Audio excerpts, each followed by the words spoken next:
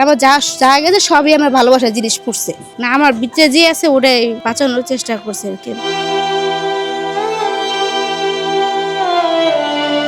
ঘরের জিনিস বলতে মায়া মোহাব্বত ভালোবাসা সবই যাচ্ছে, কিন্তু কিছু করার নাই।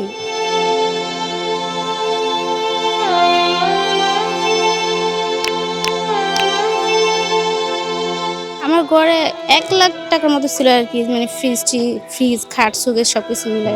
এই আগুন লাগা অবস্থা আপনার কোথায় ছিলেন এবং জানলেন কিভাবে? আমি রুমই ছিলাম, শুয়েছিলাম। পরে রাস্তাতে যার পথে একজন লোক চিল্লে বলতেছিল আগুন লাগছে আগুন লাগছে। তো পরে বের হয়েছি, সবাই দৌড়াদৌড়ি চিল্লাচিল্লি করতেছে।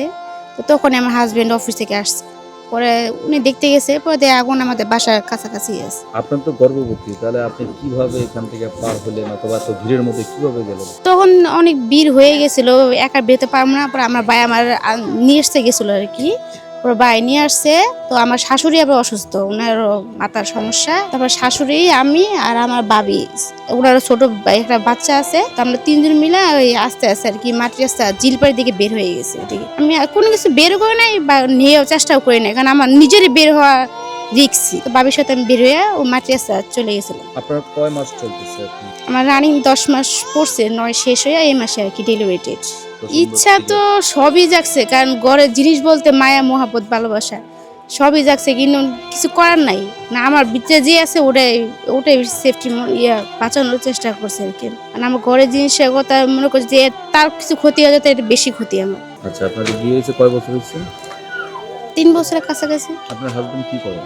হাজবেন্ড রেস্টুরেন্টে চাকরি করে। আমার ঘরে 1 লাখ টাকার মতো ছিল আর কি, মানে ফ্রিজ খাট সুগের সবকিছু মিলে। সারা রাত আগুন লাগার পর সকাল যখন এসে গিয়ে তখন আমার ফ্রিজ আগুন চলতেই আছে। তার ভিতরে কি চুরি হয়েছে কি হয়েছে কিছু বলতে পারি। ব্রাক থেকে 2000 টাকা পাইছিলাম, এমনি এক জায়গা থেকে নাম নিয়ে গেছিল, কিন্তু তারপর কোনো খোঁজ খবর আসেনি। আলো ক্লিনিক থেকে একটা আছে এই জায়গায় সেন্টার, ওখান থেকে আর কি বেবিদের জন্য যে প্যাম্পাস এইসব একটা দিছিল।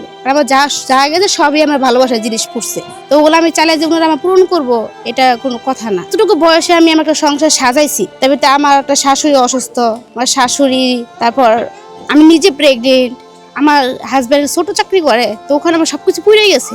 দেখার না, তারপর আসার এই কথা এখানে। আমার নাম সাদিয়া আক্তার, আমার দেশের বাড়ি শেরপুর, আর বর্তমান থেকে করাইল পোস্ট।